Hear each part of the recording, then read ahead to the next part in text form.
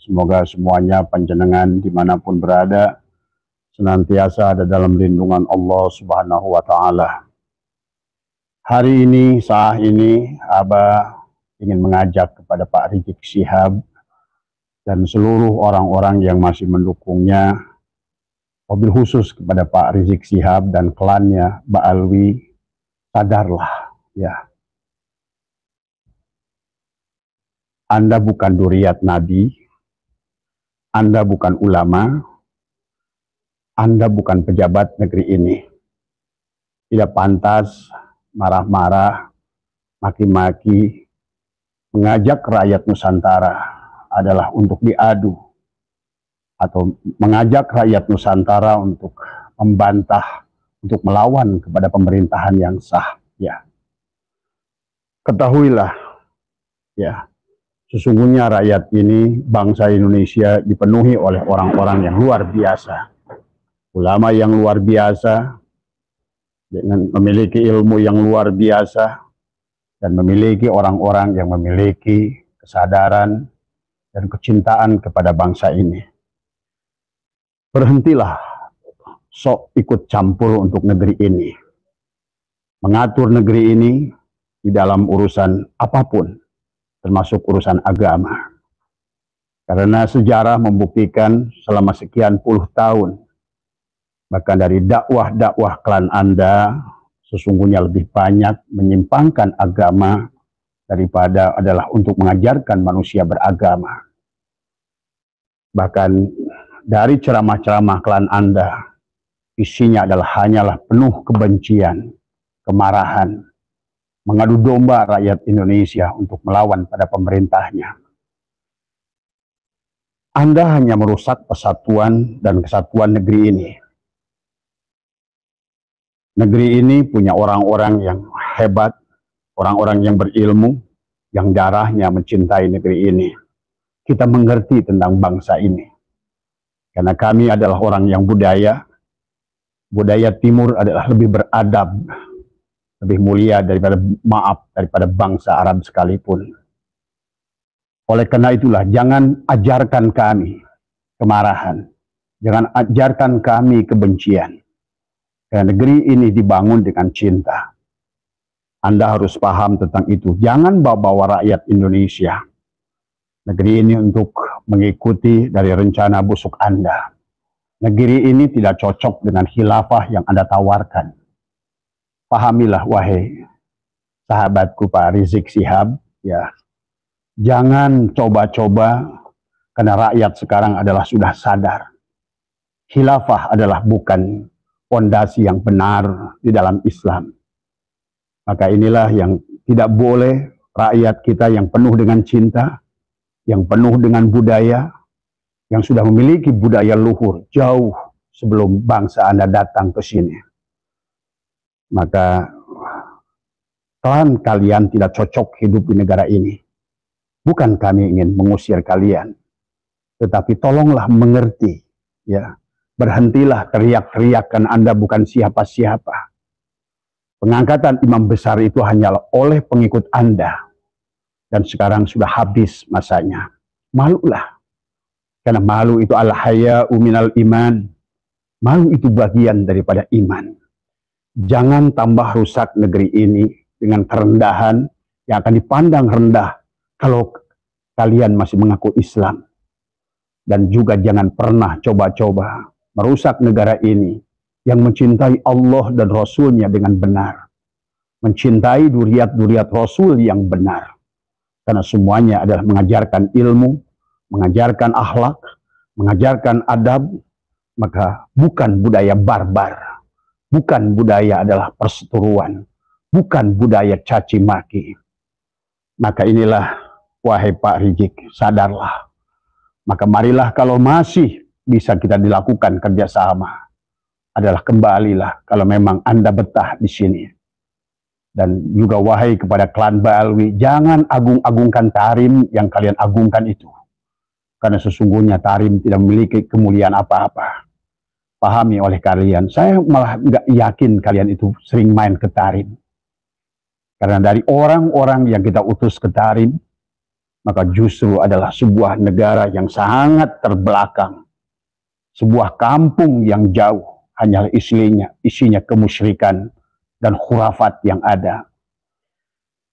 Wahai Pak Rizik, sadarlah, kebohongan klan kalian sudah terbongkar. Rencana busuk sudah terbongkar.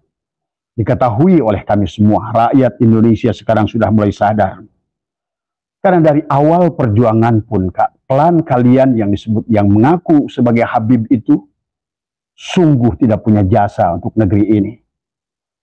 Maka orang yang pertama adalah Usman bin Yahya. Pak Usman bin Yahya, ya, adalah merupakan antek Belanda yang utama, bekerja sama dengan Snokor Gronyuk dari awal. Dari awal perjuangan pun tidak ada jasa buat negeri ini. Bahkan Abbas sudah membaca dalam kitabnya Vandenberg, Belanda pun kepusingan dengan kalian, dengan akhlak kalian. Sampai mendatangkan Ahmad Sukarti dari Sudan. Karena kalian ini satu klan yang barbar, tidak memiliki etika, tidak punya adab, tidak punya malu. Nah, inilah yang harus disadari juga oleh rakyat Indonesia. Kenapa sekarang merasa sok jagoan? Kenapa merasa sok paling benar? Pernahkah Anda melihat siapa diri Anda itu? Tidak cukupkah kasus-kasus Anda? Bahkan hari ini banyaklah beredar video-video yang berkalian dengan klan kalian. Tetapi tetap kami sebagai bangsa yang beradab Nusantara adalah ingin sesungguhnya kalau seandainya masih diajak mau kerjasama dengan baik, menjadi pendatang yang baik, yang memiliki etika dan adab, bukan sebaliknya merasa sebagai tuan rumah, congkak, dan bahkan merasa sudah menjajah negeri ini. Pengakuan Duriat kalian sudah batal, ya. Sekarang sudah diakui oleh seluruh dunia. Terus apa hakmu marah-marah? Sok merasa jadikan jagoan di negeri ini. Sok merasa paling berjasa di negeri ini. Padahal adalah paling banyak membuat kerusakan di negeri ini. Masyarakat bangsa ini yang penuh dengan cinta kasih, yang penuh dengan budi pekerti. Sekarang sebagian daripada saudara-saudara kami, bahkan saudara saya, ada saudara saya yang hidupnya mendapatkan ilmu dari pamannya sendiri, ulama Nusantara, tetapi pada saat bergabung dengan Anda, muncullah dia menjadi seseorang yang tidak kami kenal sebagai saudaranya. Pendendam, pemarah. Dan inilah yang saya khawatirkan, semakin lama Anda di negeri ini. Dan kalau Anda belum menyadari juga tentang bagaimana Anda telah membuat kerusakan di negeri ini, maka sesungguhnya jangan salahkan bangsa ini satu saat nanti adalah akan berlaku keras kepada klan Anda. Andalah yang mengundangnya. Andalah yang memancingnya. Karena bangsa ini adalah bangsa pemaaf. Bangsa ini adalah bangsa yang penuh adab dan budi pekerti.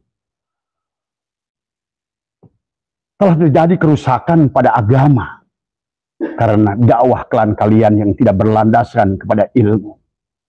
Telah terjadi perusakan kepada akidah, kepada tauhid dari klan kalian yang tidak memahami tauhid dengan baik.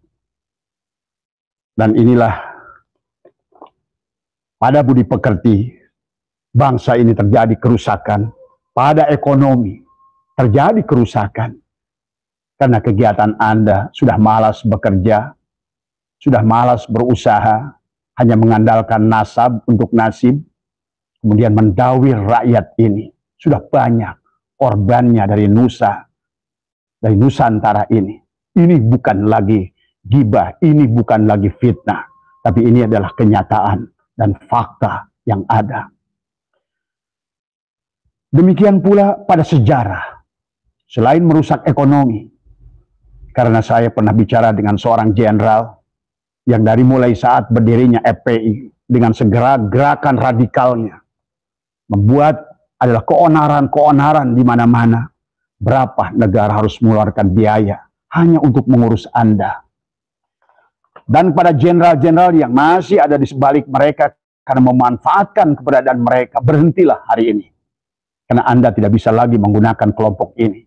Kelompok ini sudah kelihatan belangnya, kelompok ini sudah kelihatan palsunya, kelompok ini sudah kelihatan tidak tahu malunya. Maka oleh karena itu, ditambah lagi kerusakan sejarah dengan mengklaim sejarah seolah-olah berdirinya Nahdlatul Ulama adalah hasil jasanya. Padahal jelas Lutfi bin Yahya telah memalsukan sejarah seolah-olah kakeknya Habib Hashim bin Yahya adalah menjadikan inisiator berdirinya Nahdlatul Ulama. Tapi faktanya 2 tahun kemudian, bekerja sama dengan Belanda, Anda membuat Robitoh Alawiyah. Yang kemudian Robitoh Alawiyah ini adalah menjadikan seolah-olah adalah akobah yang bisa mensahkan seseorang itu duriat Nabi atau bukan duriat Nabi. Tapi kita sekarang sudah jadi rahasia umum. Ternyata Robitoh Alawiyah hanyalah bisnis nasab, adalah menjual belikan nasab. Karena tidak sedikit sekarang yang sudah bergabung dengan PWI. Tahulah kami, ada nilai harga. Ada sebagian orang memang yang banyak menjadi habib-habib palsu di tanah ini. Karena ingin seperti Anda bisa diagungkan dan bisa menerapkan feodalisme di dalam Islam. Maka tidak sedikit sekarang kiai-kiai pondok pesantren yang berkiblat kepada Anda sama feodalnya dengan Anda. Karena ulama-ulama Nusantara tidak demikian. Tidak ada di dalam dirinya karena dia ngerti ilmu Allah. Dia ngerti firman Allah, inna akramakum indallahi atqakum. Mereka mengerti bahwa nasab tidak ada artinya apa-apa. Sebagaimana Kan'an dan istrinya tidak celaka, padahal dia adalah istrinya seorang Rasul, anaknya seorang Rasul. Maka jangan lagi membawa nasab untuk menjual, untuk menjadi nasibmu. Jangan lagi membawa nasab di negeri ini. Dan saya terima kasih kepada Menteri Agama. Sekarang Menteri Agama sudah menyampaikan, karena inilah Menteri Agama yang memiliki ilmu, maka dia tidak akan sama dengan ulama-ulama Nusantara yang membelok, yang tidak punya rasa nasionalisme. Menteri Agama berkata, saya lebih baik kehilangan satu klan daripada kehilangan ulama Nusantara.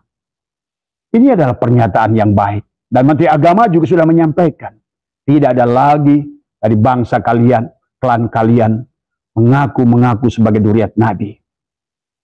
Bagaimana mengaku sebagai duriat Nabi? Dalam tubuh ini mengalir darah Rasulullah. Tapi pada saat diperiksa, pada saat mau dites DNA, kabur. Tidak mau memberikan darahnya. Kalau orang yang asli, duriat yang asli, dia akan ragu. Tapi kalian malah dengan berbagai dalil Rizik Syihab, dulu Anda yang menghancurkan tes DNA. Kemudian menantumu itu, si Hanif, adalah dia kemudian seolah-olah mengharamkan tes DNA. Nah inilah, tes DNA memang betul di dalam Muktamar NU sekalipun, tidak untuk mengangkat seorang nasabnya. Tapi dengan tes DNA bisa membatalkan nasab kepada orang-orang yang tidak jujur dengan nasabnya. Wahai Rizik Syihab, sadarlah, Anda sudah habis. Anda sudah tidak punya pengaruh. Rakyat Indonesia sudah tidak bisa lagi dibohongi oleh Anda. Pada saat pulang dari kabur Anda yang pertama, setelah memfitnah negara dan memfitnah presiden, ya, setelah Anda kabur gara-gara seorang perempuan, ya, dan saya punya videonya.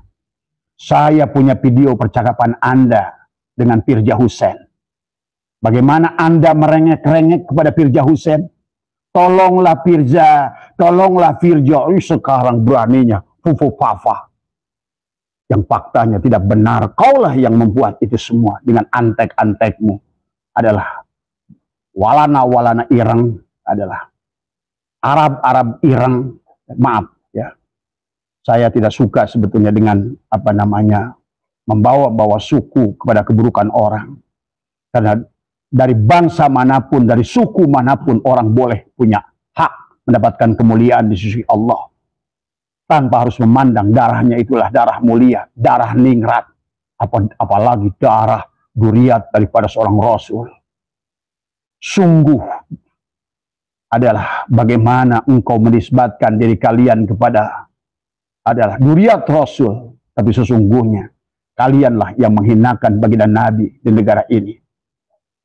Saya bertemu dengan orang-orang yang di luar Islam dan mereka merendahkan baginda Nabi gara-gara ulah kalian, sikap kalian, arogan kalian, adab kalian, akhlak kalian sama sekali sedikit pun tidak mencerminkan, jangankan dikaitkan kepada dzurriyyah Nabi, kepada orang yang memiliki iman saja. Itulah kenapa al-haya'u minal iman. Malu itu bagian dari iman. Karena iman itu adalah perlandaskan orang yang punya malu. Tapi kalian tidak punya malu dari semua. Menjadi tuan rumah. Menganggap diri kalian aulia. Kalian menganggap bahwa Pulau Jawa adalah milik Tarim. Bahkan sekarang, lebih daripada itu kalian anggap pahlawan-pahlawan kalian palsukan. Di mana-mana. Sejarah kalian belokkan. Padahal silakan Anda berkeliling. Silakan ke taman makam pahlawan manapun. Apakah di Kalibata, apakah di Semarang, apakah di Jawa Timur, apakah di berbagai pulau. Tak satupun yang bermarga Habib. Karena memang kalian adalah merupakan begundal dari awal. Kalian hanyalah merupakan orang-orang yang dimanfaatkan oleh Belanda. Justru untuk mengkelabui umat Islam dengan pura-pura sebagai syahid dan syarif. Ya. Sungguhnya Sunokorgronyo datang ke Indonesia adalah ingin membunuh para syahid dan syarif yang sudah hijrah dari Hijaz karena tadi pengaruhnya orang-orang Hijaz, pengaruhnya daripada orang-orang yang bernafsu ingin mendirikan kerajaan Arab Saudi dengan menghancurkan dzurriyyat Rasulullah. Itulah perjalanan Saud yang pertama bersama Lauren, bersama Muhammad bin Abdul Wahab. Ya. Nah inilah yang kalian hai orang Islam sadarilah dari semua. Pahamilah. Pada saat kabur yang pertama, engkau masih disambut banyak orang. Engkau bangga. Jutaan manusia dari bandara sampai ini mengikuti Anda. Demikian pula pada saat 212 yang pertama. Bagaimana manusia? Padahal kita tahu siapa mereka. Mereka adalah hanya HTI. Kelompok-kelompok adalah radikal yang ada di Indonesia. Kelompok-kelompok teroris yang ada di Indonesia. Kelompok-kelompok garis keras yang ada di Indonesia. Yang dia tidak mengerti teriaknya itu adalah bukanlah sebuah kebenaran. Tetapi sebaliknya adalah hanyalah justru untuk merusak kedamaian. Karena sesungguhnya kalau kalian ngerti, kalau kalian belajar lebih jauh, sesungguhnya ada kelompok yang kalian tidak paham. Barangkali menggunakan kalian tanpa kalian sadari. Itulah kenapa 212 itu lihat baca dalam Al-Quran. Surat Al-Baqarah ayat 12. Sesungguhnya apa yang kalian lakukan itu adalah perbuatan sia-sia. Yang sesungguhnya adalah merusak dirimu sendiri. Inilah yang terjadi sahabat. Rizik Syihab merasa sok pahlawan. Merasa sok ngatur presiden. Ingin menghukum Jokowi yang sudah luar biasa, dicintai rakyat ini. Betul tidak semua presiden adalah semuanya akan menyukai, tidak mungkin. Karena hati manusia itu akan berbeda. Tapi sadarilah masyarakat, mayoritas masyarakat Indonesia adalah mencintai Pak Jokowi, apalagi Irian. Seluruh luar Pulau Jawa ini adalah betul-betul orang ini memiliki kesabaran yang tinggi. Walaupun tidak pernah ngaku sebagai dzurriyyat Rasul. Walaupun beliau tidak pernah mengaku adalah dzurriyyat ulama. Tapi kesabarannya, ketabahannya. Dan dia tidak mau membalas setiap keburukan yang datang padanya. Ini menunjukkan, ini bukan manusia sembarangan. Rizik Syihab. Demikian pula perlakuanmu pada Gus Dur dulu. Lihatlah siapa yang mulia sekarang. Gus Dur pernah berkata, engkau akan menjadi gelandangan politik Rizik Syihab. Dan inilah kenyataan hari ini. Malulah dengan 212 kemarin. Presiden tidak mau hadir pada kumpulan begundalmu itu. Orang-orang tahukah? Saya tahu dari seorang jenderal. Sesungguhnya di antara kerumunan itu ada 3.000 polisi yang menyamar sebagai kalian. Ingin melihat tindak tanduk kalian semua. Jadi kalau jumlahnya hanya berapa ribu, separohnya itu udah polisi. Karena biasanya kalian berbuat sesuatu itu di penghujungnya membuat kerusakan. Ya. Dan hari ini, PWI ini LS, perjuangan Wali Songo Indonesia, dan Laskar Sabilillah, sebagaimana adalah dulu Salahuddin Al-Ayyubi, sekarang Salahuddin Al-Ayyubi lahir pula di Indonesia. Orang seperti Kiai Imaduddin, Gus Abbas. Maka itulah kenapa jenderal-jenderal yang baik, yang memiliki nasionalisme, yang menjadi lawan kalian dari dulu, kecuali jenderal-jenderal pecundang yang memang memanfaatkan kalian.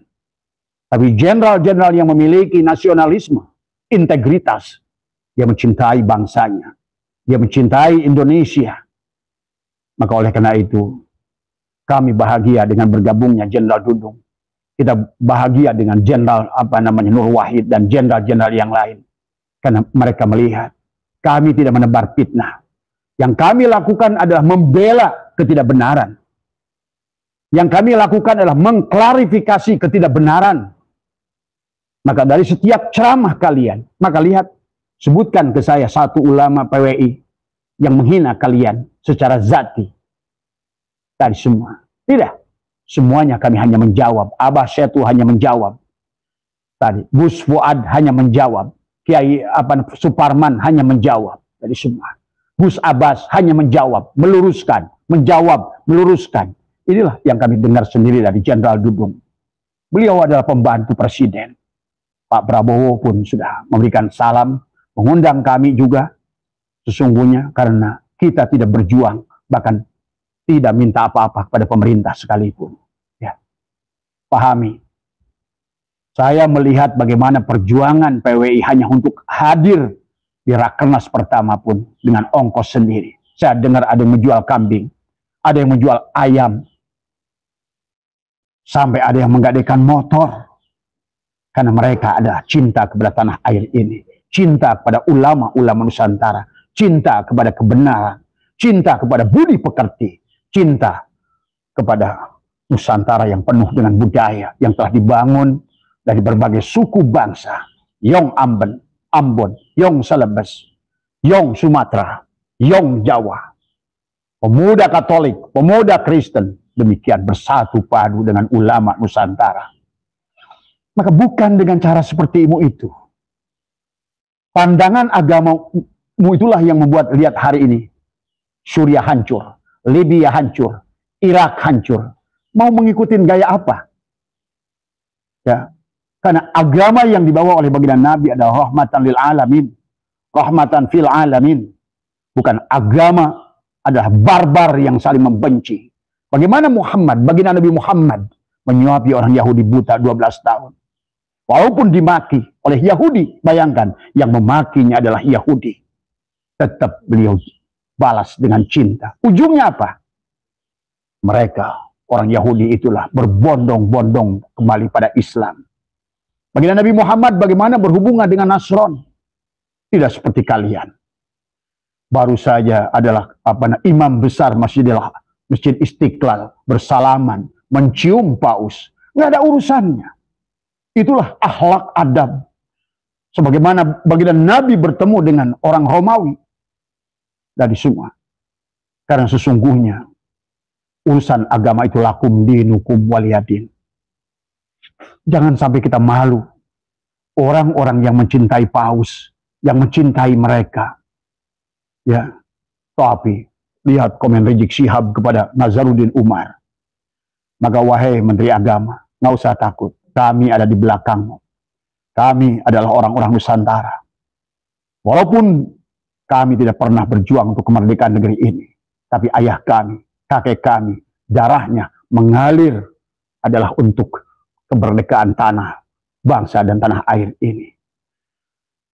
Inilah yang harus dipahami oleh kita.